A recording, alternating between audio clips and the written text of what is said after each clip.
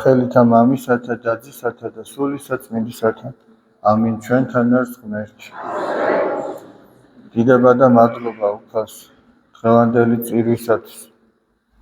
საერთოდ ადამიანი თუ დააკვირდება, რომელიც სულიერად ცხოვრობს, რომ წირვა არის დიდი დღესასწაული. თვითონ წირვა არის დღესასწაული ადამიანისათვის. თუ ის სულიერად ცხოვრობს თავის თავაცხადად. რაც შეეხება დღევანდელ სახარებას, თქვენ მოისმინეთ, რომ დარაერთხელ მოგვისმენია თუ წაგვიკითხავს. ერთ-ერთი ჭაბუკი მიდის მაცხოვართან და ეუბნება, ეკითხება, მოძღვარო, სახიერო, რა სიკეთე ვქნა, რომ ცხოვრება საუკუნო დავიმკვიდრო.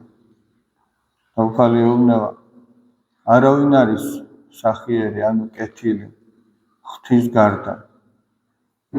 ცოტა ხანი ამ სიტყვებზე შევჩერდეთ, რომ უფალი ეუბნება, არავინ არის კეთილი ღვთის გარდა. ჩვენ ზოგჯერ გვაქვს იმისი ცდუნება, რომ ჩვენ გვაქვს რაღაცა სიკეთე, ჩვენ გვაქვს რაღაცა ძალა, მოთმინება, სიმდაბლე. მაგრამ თუ ამას უფალი არ მიანიჭებს ადამიანს, ეს არავის არ ექნება. ეს თავისთავად არავის არ ექნება. აი მაგალითად, რო ვთქვათ, რომ არც ერთი ვარსკვლავი არ გაანათებდა, რომ არა მზე ზის სინათლე. არც მთვარე არ გაანათებდა.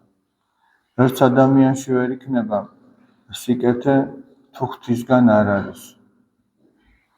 უფალი ამბობს, არაი ძალგიც ყოფად თვინიეს ჩემს არცა ერთია. ჩემს გარეშე ვერც ერთ სიკეთეს ვერ გააკეთებთო და რადგან უბრალო ხალხს ელაპარაკებოდა, მაგალითიც მოუყვანა, რომ აი როგორცო ვაზის ნასხლევსო არ შეუძლიაო თავისით ნაყოფი გამოიღოს, ისევე თქვენც თუ ღმერთთან ერთად არ იქნებით. ახლა ვაზის ნასხლევი სანამ გახმება, სანამ ჯერ კიდევ შეიძლება მტევანიაბია, შეიძლება თავი მოიწონოს, რა ეს მე ვარ, მე გამოვიდი. მაგრამ გავა დრო და ის აღარაფერს აღარ გამოისხავს, გახმება. ადამიანიც ესე, ზოგჯერ ჩვენ გვაქვს იმისი ცდუნება, რომ თითქოს ჩვენ რაღაცას წარმოვადგეთ. შინაგილეში ღვთის გარდა არავინ არაფერს წარმოადგენს და რაც უფრო მალე აღმოაჩენს ადამიანი ამას, მით უფრო ნაკლები განსაცდელები ექნება. იმიტომ რომ ის განსაცდელებიც სწორედ ამას გვაჩვენებენ ხოლმე ხშირ შემთხვევაში. შემდეგ უფალი ეუბნება ამ ჭაბუკს, რომ ახლა თან ისიც უნდა ვთქვათ, რომ რატო ამბობს მაცხოვარი, რომ არავინ არის კეთილი ღვთის გარდა, არადა ხომ მიმართავს მოძღვარო სახიერო, კეთილო მოძღვარო ასე მიმართავს. ჩვენ ისე კი არ უნდა გავიგოთ, რომ იესო ქრისტე ეუბნება, რომ მე არა ვარო ღმერთიო და მხოლოდ ღმერთია კეთილი. მაგრამ ამ ვაჟის წარმოდგენაში სწორედ ასე იყო, ის მიდის არა როგორც განკაცებულ ღმერთთან, არამედ როგორც კეთილ მოძღვართან. ასეთი წარმოდგენა აქვს მას. და ეუბნება, რომ დაიცავიო ცნებებიო, იციო ცნებებიო. რომელიო ეს ეუბნება. და თქვენ მოისმინეთ, რომ მაცხოვარი ჩამოუთვლის, არასრულად, არამედ რამოდენიმეს ჩამოუთვლის, რომ არა იმრუშო, არა იპარო, არა კაცკლა, პატივი ეცი მამასა შენსა და დედასა შენსა. და ბოლოს ყველა ადამიანს ისე მოეკეცი, როგორც შენ გინდა რომ მოგექცნენ. ანუ ნახეთ, თითოეული ჩვენგანიც, აი როდესაც დავსვამთ შეკითხვას, რა გავაკეთოთ, რომ გადავრჩეთ? საუკუნო ცხოვრება დავიმკვიდროთ და უფალი ჩვენს გვეუბნება, აი დაიცავი მცნებები. ანუ იცხოვრე ქრისტეს მცნებებით. და სულიერი ცხოვრება სწორედ ეს არის, ქრისტეს მცნებებით ცხოვრება და როდესაც ადამიანი ცდილობს, რომ მცნებებით იცხოვროს, მისი სული ნელ-ნელა იკურნება, იწმინდება. იმიტომ რომ ამ მცნებების აღსრულების პროცესში ჩვენ აღმოვაჩენთ ჩვენს ნაკლოვანებებს, უამრავ ნაკლოვანებას აღმოვაჩენთ. აი მაგალითისთვის ვიტყვი, პატივი ეცი მამასა შენსა და დედასა შენსა, გეუბნება. და აღმოაჩენ, რომ შენ არ სცემ ისე პატივს, როგორც უნდა სცემდე. შობელს. და აღმოაჩინე რომ შენ აქ რაღაც ნაკლოვანება გაქვს. აი მაგალითად რო გეუბნო მოეკეცი ყველა ადამიანს ისე როგორც შენ გინდა რომ მოგექცეს. ეხლა რომელიც ჩვენგანი დავიდებთ გულზე ხელს და ვიტყვით რომ ჩვენ ასე ვაკეთებთ. რომ ისე ვექცევით როგორც ჩვენ გვინდა რომ მოგვექცნენ. ისე ველაპარაკებით როგორც ჩვენ გვინდა რომ დაგველაპარაკონ. ისე ვლაპარაკობთ ამოთი იმ ადამიანზე როგორც ჩვენზე გვინდა ილაპარაკონ. აღარაფერს ვამბობ, ისეთი ფიქრი გვაქვს სხვის მიმართ, როგორიც ჩვენს მიმართ გვინდა რომ სხვას გქონდეს და უამრავ ასეთ შემთხვევაში აღმოაჩენთ, რომ ჩვენ უამრავი ნაკლოვანება გვაქვს. და კიდევ სხვა დანარჩენი, რაც მაცხოვარმა ჩამოთვალა, როდესაც ადამიანი ცდილობს, რომ თავისი ცხოვრება მოაწყოს ღვთისმცნებისამებრ, ის აღმოაჩენს, რომ ბევრი შეცდომები. და აღმოაჩენს იმასაც, რომ ამ შეცდომებისგან გათავისუფლება ადამიანური ძალებით შეუძლებელი. მაგრამ სახარების ბოლოს უფალი ნახეთ რას ეუბნება, როდესაც ეკითხებიან მოციქულები. მაშინო ვიღა გადარჩება. და უფალი ეუბნება, ეს ადამიანისაგან შეუძლებელი. მაგრამ ღვთისა მიერ ყოველივე შესაძლებელი არის. მას შეუძლია ესეთი ადამიანი გადაარჩინოს. ადამიანი თავისით ვერ გადაიჩენს თავს. და შემდეგ ეუბნება, ეს ჭაბუკი რომ მე ეგ ყველაფერიო ჩემი სიყრმიდან დავიცავიო და კიდე რაღა მაკლია. და ნახეთ ახლა უფალი რას ეუბნება. რასაც უფალი ამ ჭაბუკს ეუბნება, ამას თითოეულ ჩვენთაგანს არ ეუბნება. ეუბნება, თუ გინდა რომ სრულ იყო, ანუ სრულყოფილი იყო, ფაქტიურად მას მოციქულობას თავაზობს. მაშინ დატოვე ყველაფერი და გამომყევი. და ეს ჭაბუკი დამწუხრებული მიდის უკან. და წერია, რადგანო ის ფრიად მდიდარი იყო. ანუ მან ვერ დატოვა თავისი სიმდიდრე და ვერ გაყო. განსხვავებით მოციქულებისაგან მათ დატოვეს თავისი ყველაფერი და გაყო. და მასაც მოციქულობას თავაზობს. ანუ აქ საუბარი იმაზე კი არ არის ცხონებაზე.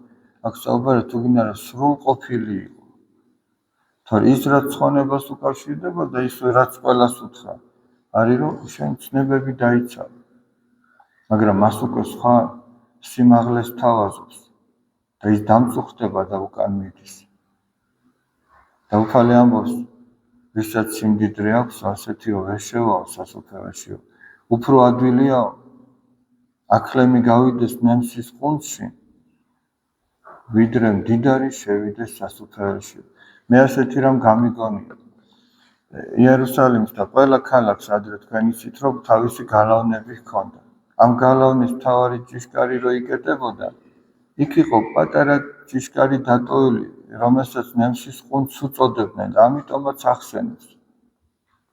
რომ იქ აქლემი რომ შესულიყო, უნდა დაჩოქილიყო და ისე შესულიყო, ტვირთი მოეხსნათ, მასთან ერთად ვერ შევიდოთ.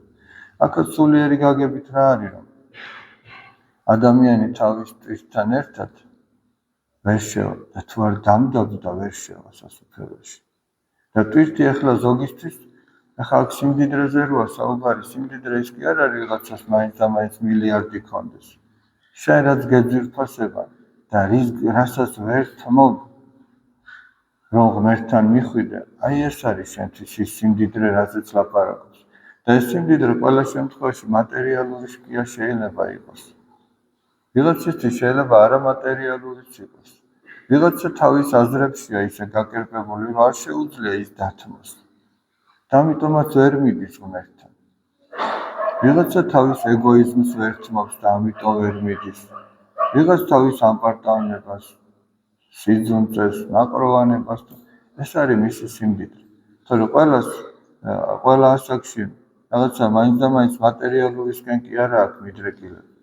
ყველას თავისებური უნებები აქვს. და იმას ვერ თმობს, ის არის მისი სიმდიდრე.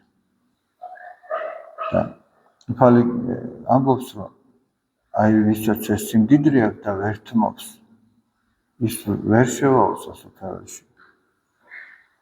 მაგრამ თუ ადამიანი მოიწადინებს და ეცდება, რომ სინანული და ღვთისმიერად იცხოვროს, მაშინ მიუხედავად იმისა, რომ ეს კაცთაგან არის შეუძლებელი, ღვთისამიერ ყოველივე შესაძლებელია და გამოდის რა? ადამიანს არ აქვს სასოწარკვეთილების საფრთხე, როდესაც ადამიანი ასე ფიქრობს, რომ მე კი ვერ ვაცხონებ ჩემს თავს, არამედ ღმერთია მაცხოვე. და რა არის მისთვის შეუძლებელი? მას შეუძლია ჩემი გადარჩენა და ცხონება. მაშინ სასოწარკვეთილებას ადგილი აღარ აქვს. მაგრამ მე როდესაც ვფიქრობ, რომ მე ასეთი ცხოვრებით ვერ გადავრჩები და მე უიმედობაში ვარდები, მაშინ ნიშნავს, რომ მე ჩემს იმედებს ღმერთზე კი არა საკუთარ თავზე ვამყარებ. ნახეთ, დიდი წმინდანი იყო ათონელი მამა სილვან ათონელი. აი მას უთხრა სწორედ აი შინაარსის სიტყვები უფალმა, შენი თავი ამყოფე ჯოჯოხეთში, ანუ შენ რეალურად აღიქვი შენი მდგომარეობა, რომ მართლა ჯოჯოხეთში ხარ ადამიანი, მაგრამ სასოს ნუ წარიკვეთო, ანუ იმედს ნუ დაკარგავ. კი, შენ შეიძლება უამრავ ცოდვაში ხარ ადამიანი, მაგრამ შენ იმედს ნუ დაკარგავ, იმიტომ რომ შენი იმედის წყარო არ არის შენი ძალები. შენი იმედის წყარო არის მოწყალე მაცხოვარი. და ამიტომაც უნდა გქონდეს, როგორი ცოდულიც არ უნდა იყო, როგორც არ უნდა დაეცე. უნდა გქონდეს მაცხოვრის იმედი. ოღონდ არ უნდა გეშინოდეს იმის შესრულებისა, რასაც მაცხოვარი გეუბნება. ღვთისმცნების შესრულება ზოგჯერ ჩვენ იმ დროს მეუფე ბრძანებდა ღვთისმცნების შესრულება შიში გვაქვს ჩვენ. იმიტომ გვაქვს, რომ ჩვენ ვნებებს ვართ დამონებული და არ გვინდა, რომ ეს რაღაცა არ გავაკეთოთ. გვეშინია, რომ ამის გაკეთების უფლება აღარ გქონდეს. მაგრამ ეს არის სწორედ გადარჩენის გზა და საოცარია ამ ჭაბუკის დამოკიდებულება საერთოდ აი რო დაფიქრდე. მდიდარი ადამიანია და ახლა რატო ესმევა აქ ხაზი, რომ ეს სიმდიდრე საცდურია მისთვის. განა ბევრი მდიდარი ჭაბუკი ფიქრობს იმას, რომ რა გავაკეთო, რომ სული გადავირჩინო. და ქართველი კაცი, მოდი ახლა უშუალოდ საქართველოზე დავფიქრდეთ. არა მარტო იმას უნდა ფიქრობდეს, რომ რა გავაკეთო, რომ სული გადავირჩინო, ანუ მარტო თავის თავზე კი არ უნდა ფიქრობდეს, არამედ რა გავაკეთო, რომ ისე ვიცხოვრო ღირსეულად, რომ ჩემი ცხოვრებით, ჩემ სამშობლოსაც ვარგო რაღაც. აი რა გავაკეთო ისეთ. ახლა უცბად გამახსენდა წმინდა ექვთიმე ღვთისკაცი, ექვთიმე თაყაიშვილი. აი რა გააკეთა? წარმოიდგინეთ, ერთ ადამიანს თურმე რამდენი რამე შეუძლია რომ გააკეთოს. თავისთავად ცხადია ღმერთთან ერთად ის მორწმუნე კაცი იყო, მაგრამ ერთი ადამიანის არსებობას რამხელა სიკეთე შეუძლია რომ მოახდინოს მთელი ერისათვის. და ის საგანძური, რასაც ჩვენ დღეს ტაძრებში თუ სახელმწიფო მუზეუმში ვნახულობთ, ის სიწმინდეები სწორედ იმ ერთი კაცის გულმოდგინების გამსახურებაა. შენ არავინ არ უნდა თქვას, მე ერთმა რა უნდა გავაკეთო. შენ ერთმა შეგიძლია როგორც პატრიარქი ბრძანებს, შენს თავში და შენს გარშემო გადაარჩინო შენი წილი საქართველო.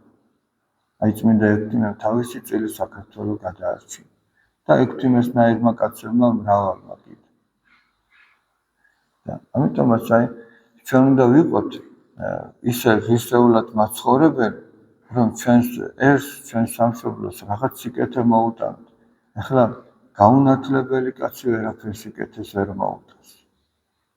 განათლებაში გულისხმობ არა მარტო წიგნიერებას, არამედ საღვთო ნათელსაც. განათლებული ის კი არ არის, ვინც ბევრი წიგნები წაიკითხა. განათლებული ის არის, ვინც ბევრი წაიკითხა თუ ცოტა წაიკითხა, ყველაფერს საღვთო და სასიკეთო საქმეს ახმარს. აი არის განათლებული, რომელიც ხის სიკეთეზე ფიქრობს. იმიტომ რომ უფალი ამბობს, მე იმისთვის კი არ მოვედი, რომ თქვენ მემსახუროთ. მე იმისთვის მოვედი, რომ მე გემსახუროთ. კაცი იმიტომ კი არ უნდა სწავლობდეს კარგად, რომ დირექტორი გახდეს და აქეთ ემსახურონ სხვები. არამედ იმისთვის უნდა სწავლობდეს, რომ თავად აი ამ ცოდნით სხვას მოემსახუროს. აი ეს არის განათლება. ეს არის ქრისტეს მიერი ნათელი. და აი ქართველი კაცი ამაზეც უნდა ფიქრობდეს. გარდა იმისა, რომ სულის გადარჩენაზე უნდა ფიქრობდეს. სანამ სულს გადაიცენ, ამ წუთის სოფელში ხო ხარ და სხვაზეც უნდა იფიქრო. აი ეს არის ძალიან მნიშვნელოვანი. მერთმა დალოცვილი და გახარებულები გამყოფთ. ჩვენ ამ ოთხშაბათს ცოტა გვიან მოგვიწევს პარაკლისის და საკვირაო სკოლის ჩატარება. მე კახეთში მიწევს წასვლა რაღაცა ღირებულებითი განათლების სწავლების გამო ეს სკოლებს რაც უკავშირდებათ ბავშვებთან შესვლა სკოლები. როდესაც ეს გორში იყო მე ვერ მივედი, რადგან მასწავლებლები ყავდა სვანეთში და ეხლა იქ ვარ ჩავიდე, მე სექტემბრიდან მე ამას ვეღარ მოვახერხებ. ამიტომ იქ მიწევს წასვლა, ცოტა გვიან მიწევს ჩამოსვლა. ამიტომ 8 საათისთვის ვფიქრობ, რომ დავიწყოთ ეს პარაკლისი და აღსარება, იმიტომ რომ მე მარიამობა მოდის და თუ იმას აღსარება ექნება სათქმელი, შეიძლება რომ აღსარებას თქვას. მარიამობას რაც შეეხება 4 საათზე ლოცვა გვექნება 5 შაბათს. და 5 შაბათ ღამითვე 12-ის ნახევარზე იქნება წირვა. ჩვენთან არის ღმერთი.